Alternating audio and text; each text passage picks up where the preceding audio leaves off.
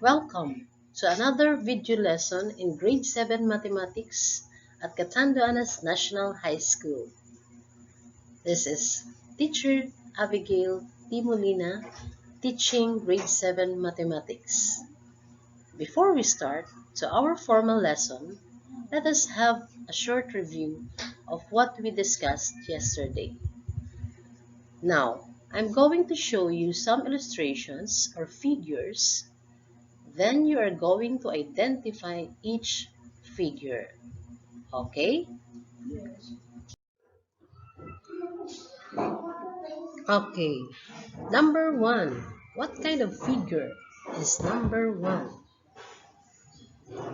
Okay, so that is vertical angles. Okay, very good.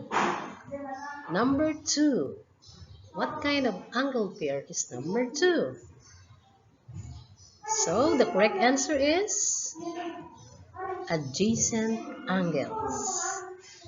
Okay? Okay, number 3. Describe the figure. Okay, what's your answer? Okay, very good. It is a linear pair. And what is a linear pair? A linear pair is a pair of adjacent angles with non-common sides that are opposite rays. So remember, adjacent angles din ang linear pair. Pero, may non-common sides sila that are opposite rays. And their measures is 100, or the sum of their measures is 180 degrees. Okay? Next, number 4. How do you describe number 4 figure? Okay, very good. So, it's a perpendicular lines. And what are perpendicular lines? They are lines that intersect to form what kind of angles? Okay, to form 4 right angles. Okay, next, how about number 5? How do you describe figure number 5? Okay, very good. So these are parallel lines. And parallel lines are what? They are lines that do not meet each other. Okay? Okay, so we have the first picture. Okay, so are you familiar with this building, class? Okay, so this is the Bank of Makati Virac branch, which is located at Constantino Virac, Catanduanes. Paglabas nyo, mismo sa tapat ng gate ng school natin, yan. Yan ang makikita ninyo, ang building na yan. Bale sa taas siya na class ng Yamaha, yung store sa baba na nagtitinda ng maraming motorcycle. So what do you think, class? Which part of this building? The concept of parallel lines were applied. Which part of the building? Okay, so if you can see this one, we call this class the beam. Okay, yan. So, yan. Yung pa-straight na yan.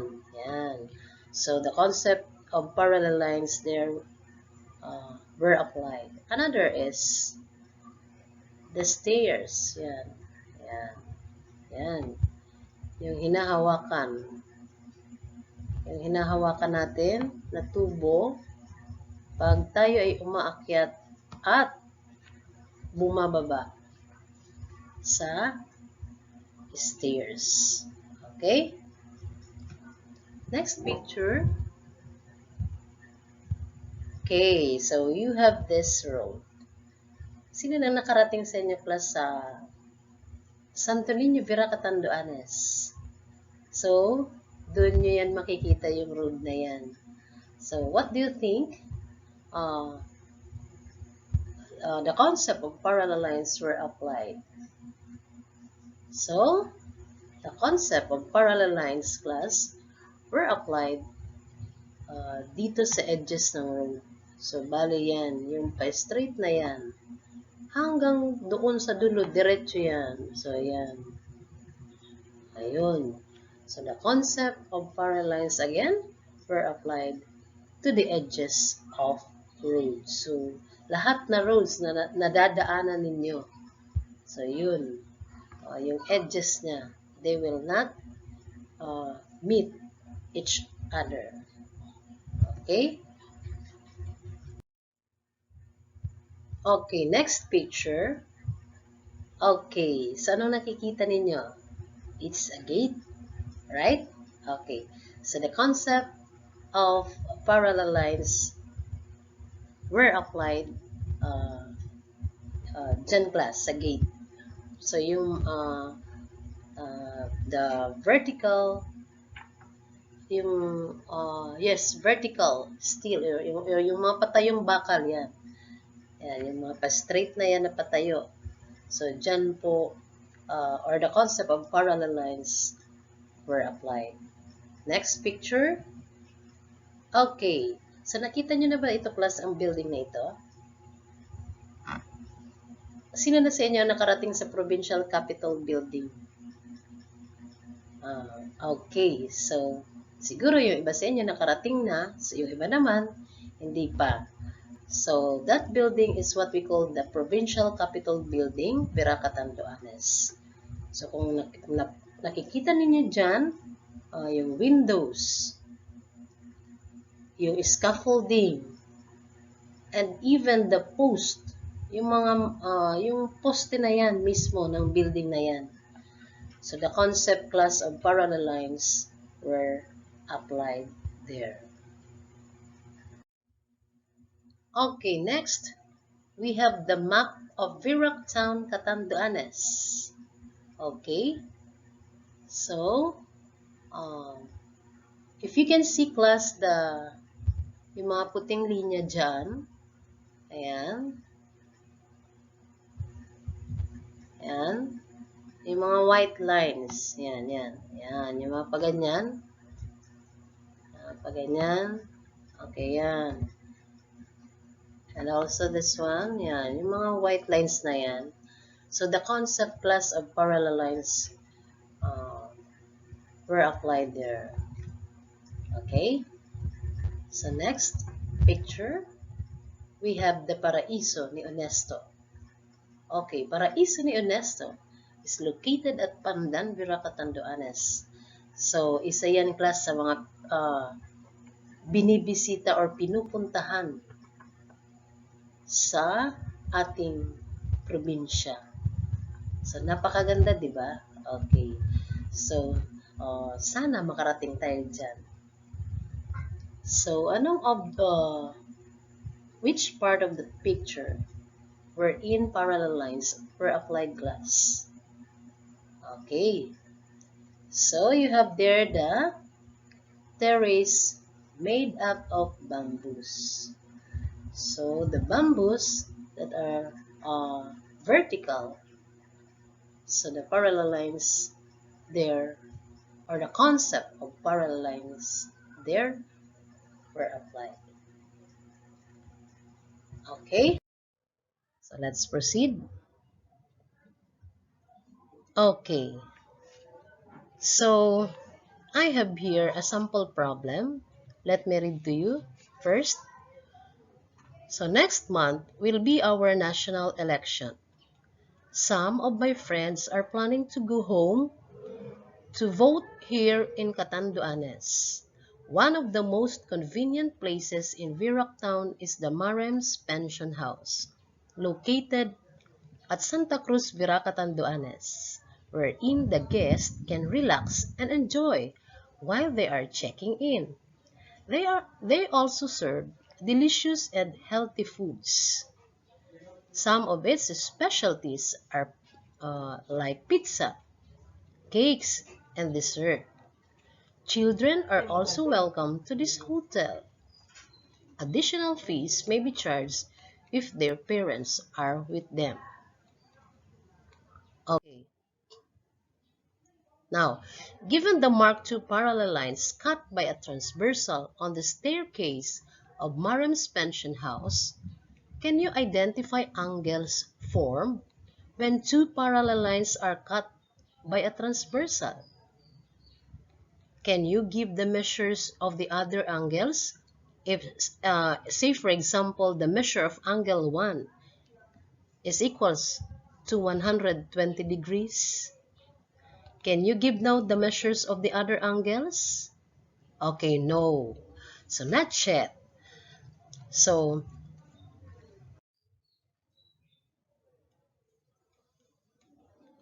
don't worry because that will be our lesson for today. So our lesson for today is about angles formed when two parallel lines cut by a transversal. Okay, our objective is to derive relationships among angles formed by parallel lines cut by a transversal using measurement and by inductive reasoning. Okay, let us define first, class. What is a transversal? Okay, a transversal line is a line that intersects two lines at two different points. Given the figure below, lines X and Y are cut by transversal Z. Okay, so nakikita niyo po ba yung illustration? So we have line X and line Y, which is cut by a transversal Z. Then you have there angle 1, angle 2, angle 3, angle 4, angle 5, angle 6, and angle 7, and angle 8. Okay. Now, when two parallel lines, class, are cut by a transversal, there are angles formed. Now, what are the different angles formed when parallel lines are cut by a transversal?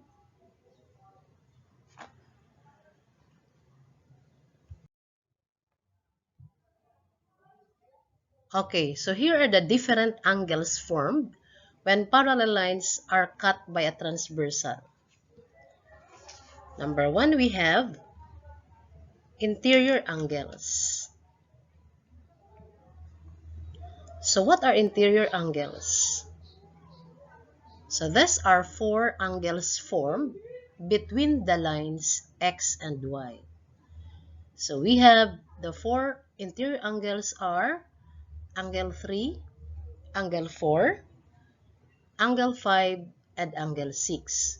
So they are located in between line X and line Y. Okay? Next is exterior angles.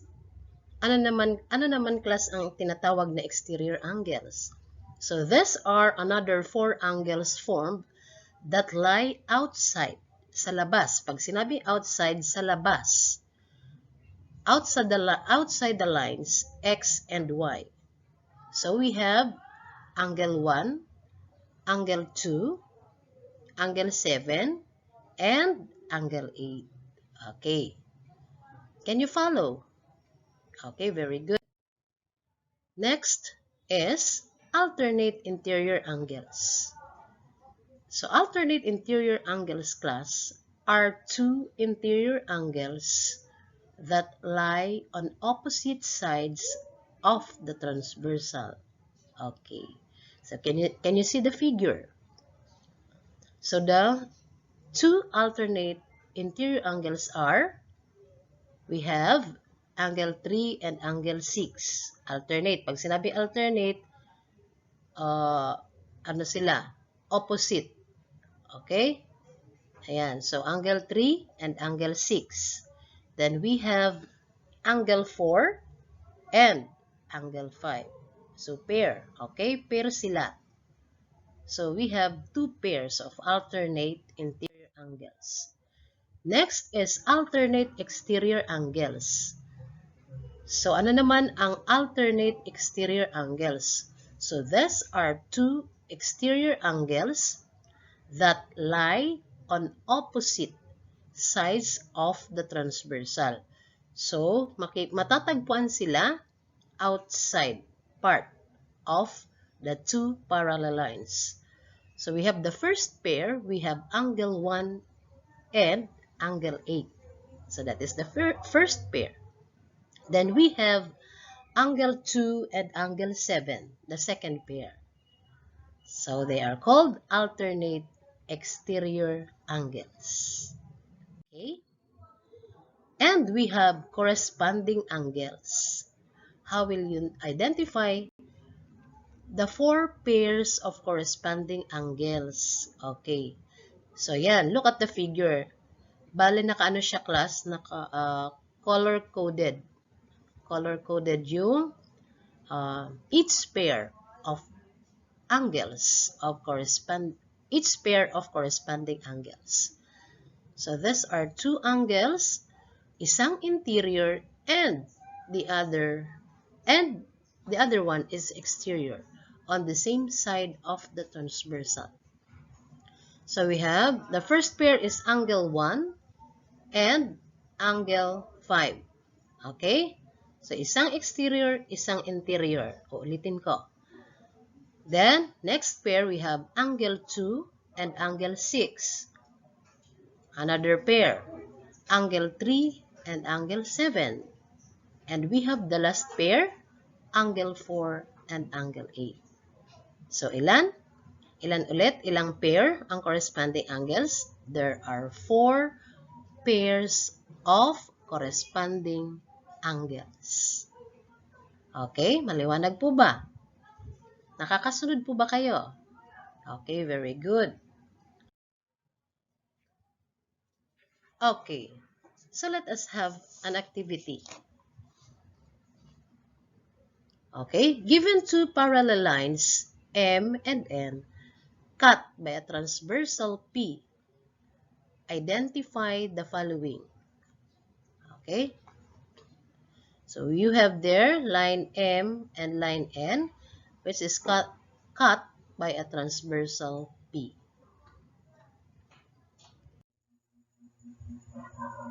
Okay, so what are the interior angles in the given figure? Okay, so the interior angles are angle 3, angle 4, angle 5, and angle 6. Okay? Next, what about exterior angles? Exterior angles are angle 1, angle 2, angle 7, and angle 8.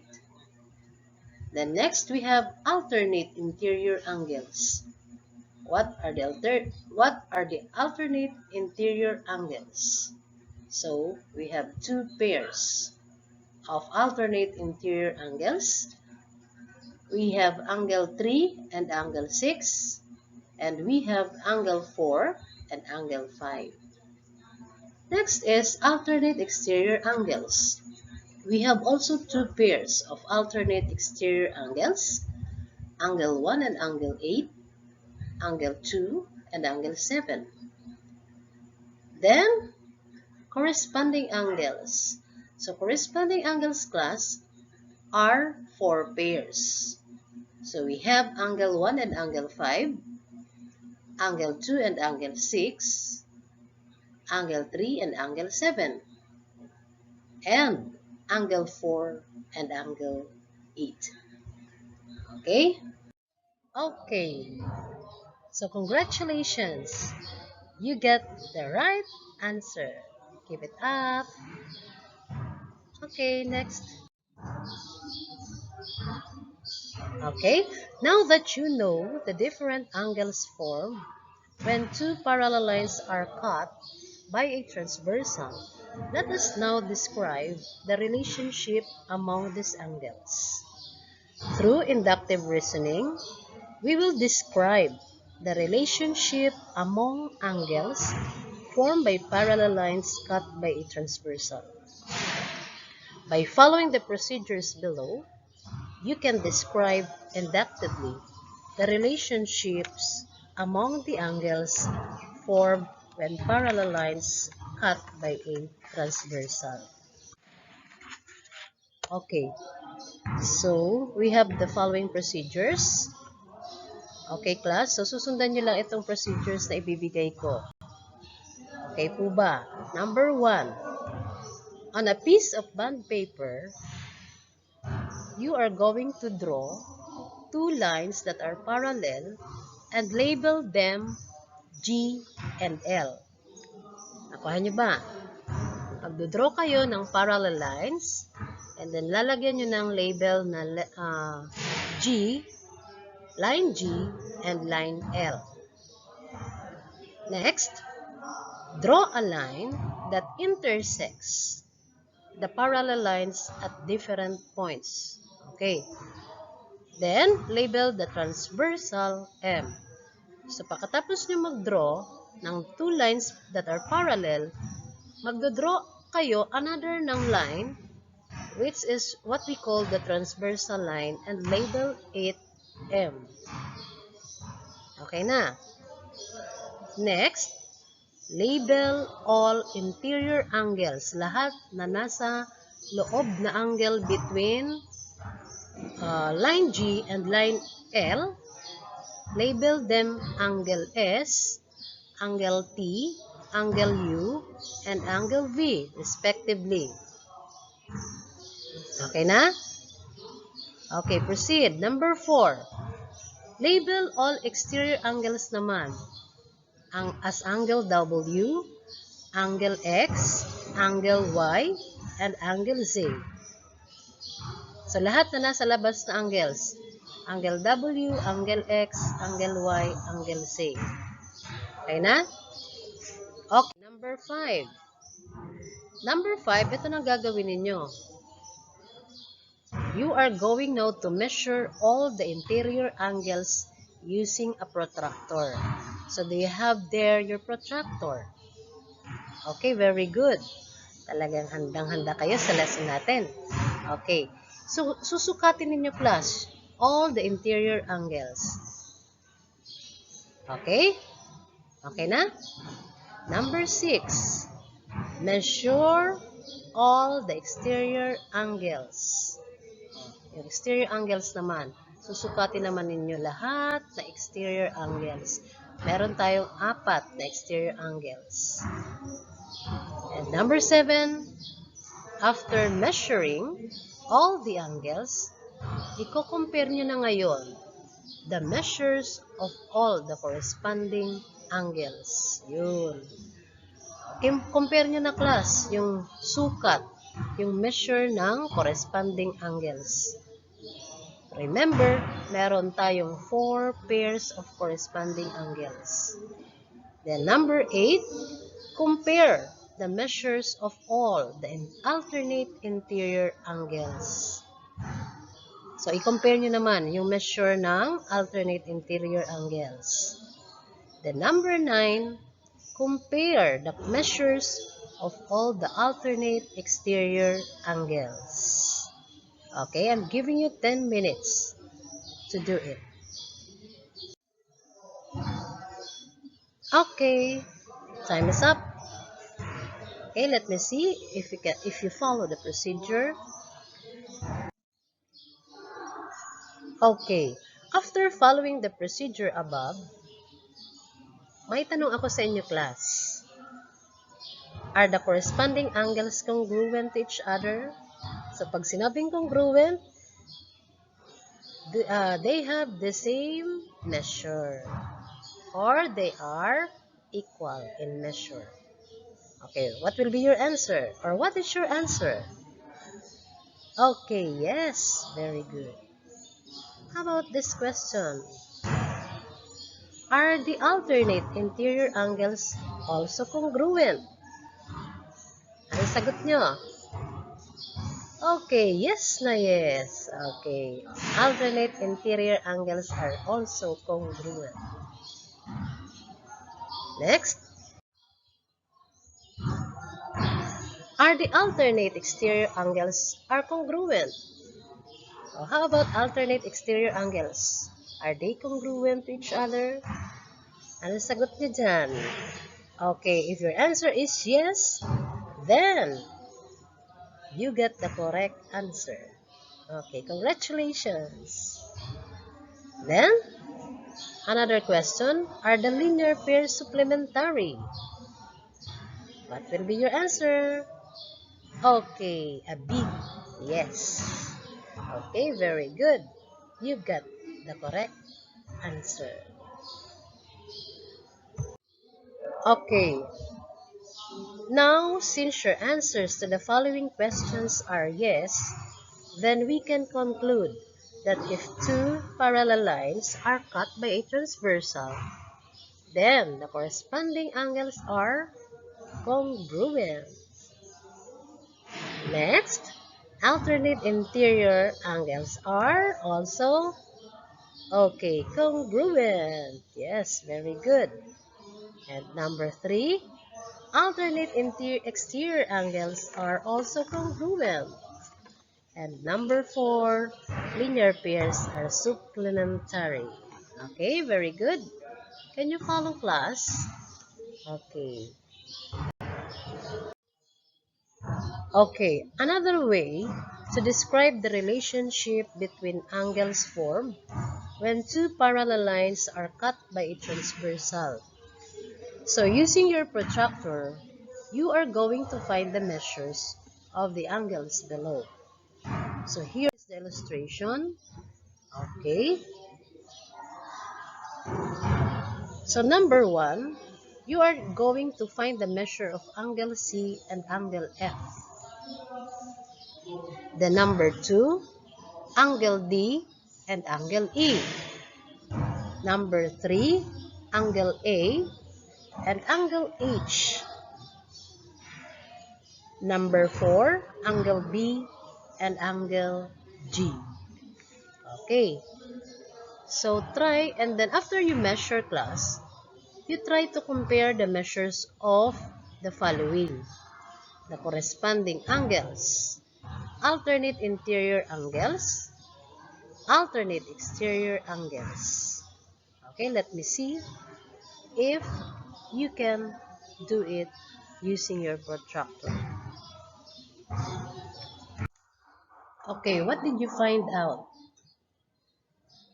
When two parallel lines are cut by a transversal, then the corresponding angles are congruent.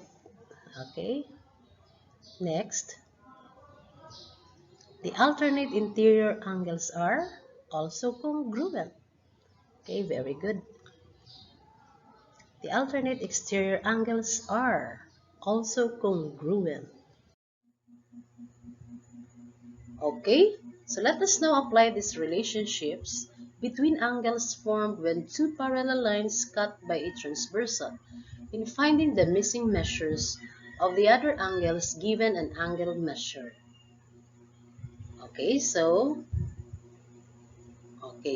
that is the illustration for this activity. So from the figure given, find the measures of the following angles if the measure of angle 1 is equal to 130 degrees. Okay? Okay, so here is the illustration. If the measure of angle 1 is equal to 130 degrees, then what is the measure of the other angles? So what is your answer for the measure of angle 2? Okay, if your answer is 50 degrees, then you are correct. What is the relationship between angle 1 and angle 2 class? By the way, they are what? They are linear pair. Okay, and linear pair are what? Supplementary. What about the measure of angle 3? Okay, if your answer is 50 degrees, then you are correct also. And what is the relationship between angle 2 and angle 3? They are very good. They are vertical angles. Okay, next. What is the measure of angle 4? Angle 4 is 130 degrees. Okay, nakuha niyo po ba? Parehas po ba kayo ng sagot? Okay, very good. What about the measure of angle 5? What is the measure of angle 5? Okay, so kung ang sagot ninyo ay 130 degrees, then you are correct. Then what is the relationship between angle 4 and angle 5? They are, yes, very good. They are alternate interior angles. Then next, what is the measure of angle 6? Okay, so if your answer is 50 degrees, then you are correct. What about the measure of angle 7? Okay, so if your answer is 50 degrees, then tama po kayo. What is the relationship between angle 3 and angle 7? They are corresponding angles. And corresponding angles are congruent. So, lagi niyong tatandaan yan. And what about the last angle? What is the measure of angle 8? If your answer is 130 degrees, then you are correct. Okay. Okay, nakuha niyo po ba lahat yan, class? Okay, so very good. Congratulations! You've got the correct answer. Okay, so let us now have a group activity. So I'm going to divide you into groups. So group A and group B. Okay, so I have already divided you into two groups. Okay, so you can find your group members. Okay na po ba? Okay, so let's start. Okay, the figure below shows M is parallel to N with L as transversal. So for group A, your task is you're going to find the measures of the other angles if the measure of angle B is equal to 60 degrees. So katulad nung ginawa lang natin, kani-kanina lang na sa activity natin. So, given na yung measure ng angle B, which is 60 degrees, then you are going to find the other or the measures of the other angles. Okay? So, for group B, identify the following pairs of angles. So, ito naman yung task yung group B. So, you're going to identify the interior angles, exterior angles, alternate interior angles, alternate exterior angles, and the corresponding angles. Okay. Okay na? Nakuha niyo po ba? Group A and Group B. Okay, very good. Okay, so yan ang illustration again. Okay, please take note of that. Of course, we have the rubrics. So, yan ang yung rubrics natin, class. Okay, so please take note of the rubrics. Ayan.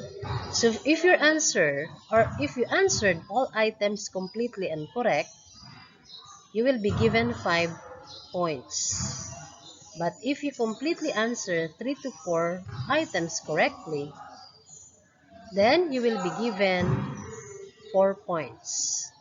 But if you completely answer 1 to 2 items correctly, you will be given 3 points. Okay. Sana nagkakaintindihan tayo dyan, class. Okay? So, I am giving you 10 minutes to do your task. Time, start now. Okay. So, we have this picture, class. So the picture shows the different handicrafts made by the Iraya people at the Iraya Mangyan community village in Talipanan, Puerto Galera, Oriental Mindoro. They are skilled basket weavers, no? And produce crafts of high quality. So Mangyan is the generic name for the 8 indigenous people found on the island of Mindoro, southwest of the island of Luzon, the Philippines, each with its own tribal name, language, and customs. The total population may be around 280,000. So, ang dami nila, diba? But official statistics are difficult to determine under the conditions of remote areas. Okay, kaya naman pala. Reclusive tribal groups and some having little, if any, outside world contact. Okay, so based or on the shown picture class, ano yung nakikita nyo dyan wherein the concept of parallel lines were applied? Okay, very good. So, the wall of their bahay kubo, right? So, it is made up of strips of bamboo. So, ayan. So, wherein parallel lines or the concept of parallel lines were applied. Okay? So, okay, ano pa? Meron pa ba? Okay. Okay. Okay. Let us check your work. Okay, for group A, if the measure of angle B is equal to 60, what is the measure of angle A? Group A. Okay, tingnan natin. Okay. So if your answer is 120 degrees, you are correct. Okay, nakuha niyo po ba? Okay, very good. Next, what is the measure of angle C? Okay, so if your answer is 60 degrees, then you are correct. Next, what about the measure of angle D? If your answer is 120 degrees, then you are correct. Next is the measure of angle E. So ano naman ang measure ng angle E? Group A, if your answer is 120 degrees, then you are correct. Next, what about the measure of angle F? If your answer is 60 degrees, then you are correct. Okay, we have last two angles. What about the measure of angle G? So, the answer is 60 degrees. Did you get it? Okay, very good. Then, what about the measure of angle H? Okay, if your answer is 120 degrees, then you are correct. Okay. So, congratulations, Group A. Okay, bigyan natin sila ng isang bagsak. Okay. Okay, let's read for Group B naman tayo. Okay, for Group B, so your task is to identify the following pairs of angles. So, what are the interior angles, Group B? Okay. Kung ang sagot ninyo ay angle C, angle D, angle E, and angle F, then you get the correct answer. Okay, next. What about the exterior angles? Sorry. Exterior angles are angle A, angle B, angle D, and angle H. Okay. Nakuha niyo po ba yan? Group B. Okay, very good. Ang galing-galing.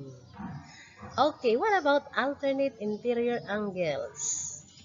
So, alternate interior angles are, we have two pairs, remember, angle C and angle F, angle D and angle E. Okay, tama po ba kayo dyan? Okay, very good. What about Okay, next is alternate exterior angles. So what are the alternate exterior angles? So we have angle A and angle H, angle B and angle G. Next, what about corresponding angles? So remember class, we have 4 pairs of corresponding angles. So first pair we have angle A and angle E, angle B and angle F, angle C and angle G, angle D and angle H. So these are the 4 pairs of corresponding angles. Okay, so let's go back to the problem a while ago. Okay, let me read again the given problem. Next month will be our national election. Some of my friends are planning to go home to vote here in Catanduanes. One of the most convenient places in Verac Town is the Maram's Pension House, located at Santa Cruz Pira, Catanduanes, wherein the guests can relax and enjoy while they are checking in. They also serve delicious and healthy foods. Some of its specialties are pizza, cakes, and dessert. Children are also welcome to this hotel. Additional fees may be charged if their parents are with them. Okay, so this is the picture class of Maram's Pension House. Again, ayan. Kikita nyo ba yan? Okay.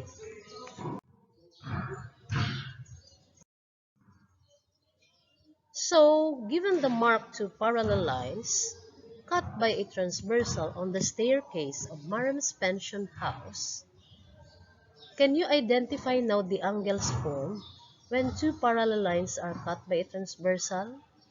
Okay, yes, very good. Can you give now the measures of the other angles if the measure of angle 1 is equal to 120 degrees? Okay, very good.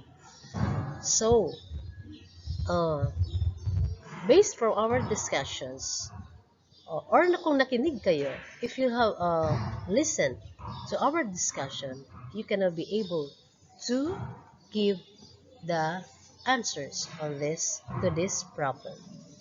Okay. So what are the different angles formed? We have interior angles. What are the different interior angles? So we have angle 3, angle 4, angle 5, and angle 6. Okay, tama po ba kayo dyan? Okay, very good. What about the exterior angles? What are the exterior angles? If your answer is angle 1, angle 2, angle 7, and angle 8, then tama po kayo. Okay, can you follow class? Okay, very good. Next is, what about the alternate interior angles? Okay, so alternate interior angles are angle 3 and angle 6. So we have one pair. Another pair, angle 4 and angle 5. Okay, same po ba sa sagot ninyo, class? Okay, very good. Next is alternate exterior angles. Okay, what are the alternate exterior angles there in the given problem? So we have angle 1 and angle 8, angle 2 and angle 7. Okay, did you get the same answer? Okay, very good. Okay, next. Corresponding angles. So what are the 4 pairs of corresponding angles? Angle 1 and angle 5, angle 2 and angle 6, angle 3 and angle 7, angle 4 and angle 8. Okay? So tama po ba kayo, class? Nakuha niyo po ba? Yes, very good. Now let's come to the measures of each angle's form. What is the measure of angle 2? If the measure of angle 1 is 120 degrees, what is the measure of angle 2? Okay, if your answer is 60 degrees, then you are correct. Okay. Next, what is the measure of angle 3? Okay, what is the measure of angle 3, class? If your answer is 60 degrees also, then you are correct. Next, what is the measure of angle 4? Okay, 120 degrees. Okay. So, tama po bang sagot ninyo? Very good. What about the measure of angle 5? If your answer is 120 degrees, then you are correct. And what about the measure of angle 6? If your answer is 60 degrees, then you are correct. Then next, what is the measure of angle 7? If your answer is 60 degrees also, then you are correct. And if the measure of angle 8 is equal to 120 degrees, then you got the correct answer. Okay, nakuha niyo po ba lahat yan? Okay, very good. Okay, what will happen, class, if there are no parallel lines? Are parallel lines important in our daily life situations? So here are some importance of parallel lines. Parallel line examples in real life are railroad tracks, the edges of sidewalks, markings on the streets, zebra crossing on the roads, the surface of pineapple and strawberry fruit, staircase and railings, etc.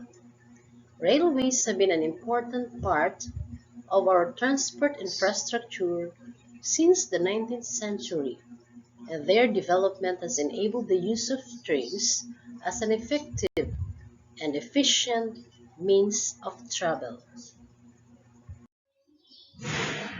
Okay, so another importance of parallel lines. Okay,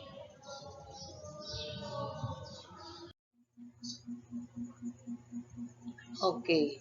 Here are another pictures of real objects wherein the concept of parallel lines were applied.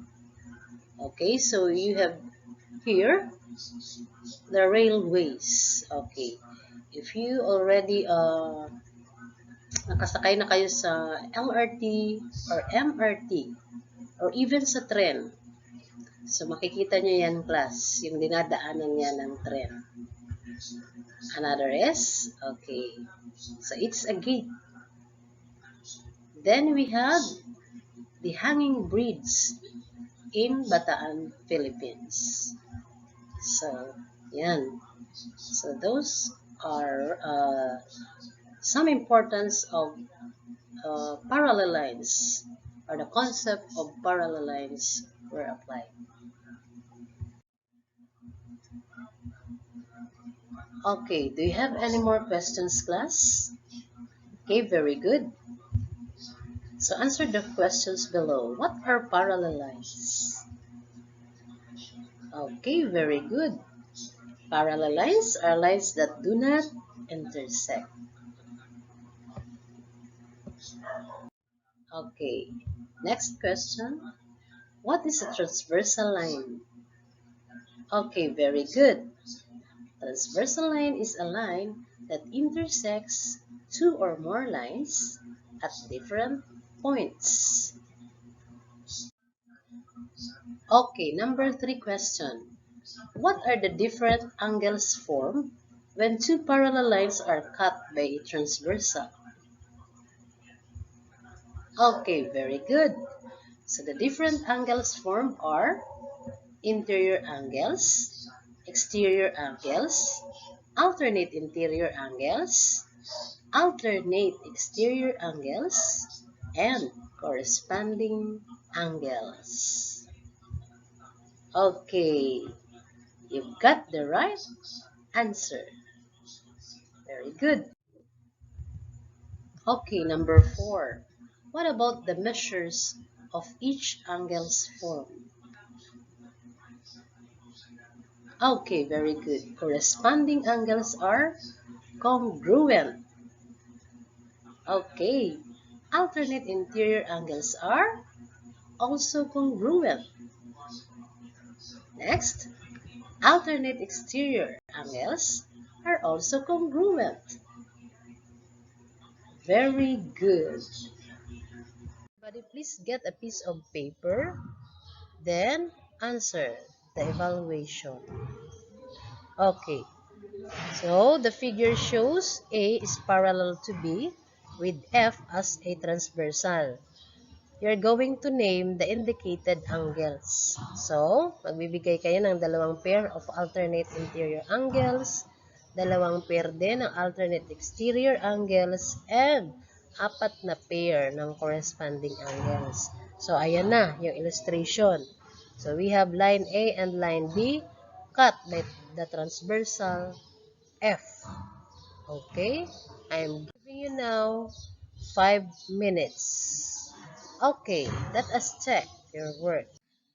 Okay, let us check your work. What are the two pairs of alternate interior angles? Okay, let us have your answers. Okay, so if your answer class are angles 3 and angle 6, angle 4 and angle 5, then tama po kayo. Nakuha niyo po ang tamang sagot. Okay, very good. Number 2. What are the two pairs of alternate exterior angles? Okay, alternate exterior angles. If your answer are angle 1 and angle 8, angle 2 and angle 7, then you are correct. Okay, very good. Can you follow, class? Okay, did you get the correct answer? Very good. Then number 3. Give the four pairs of corresponding angles. What are the four pairs of corresponding angles?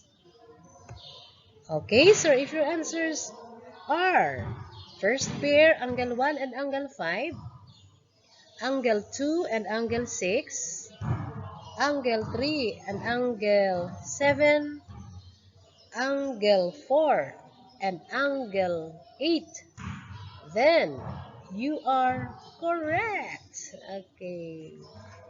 Okay, nakuha niyo po ba lahat? Okay, very good. Ang galing-galing niyo, class.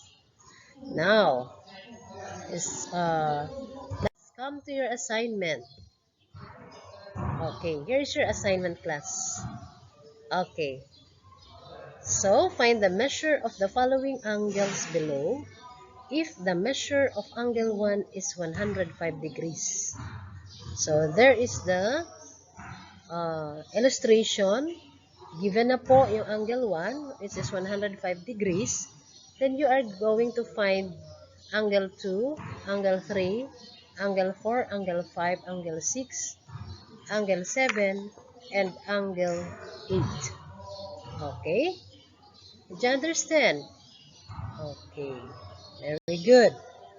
Okay, before I end up my discussion today, let me share to you these positive quotes. The only way to learn mathematics is to do mathematics. So by Paul Halmos. Okay, so thank you very much for listening. I hope you have a lot of learnings today. Again, this is Teacher Abigail from Catanduanes National High School.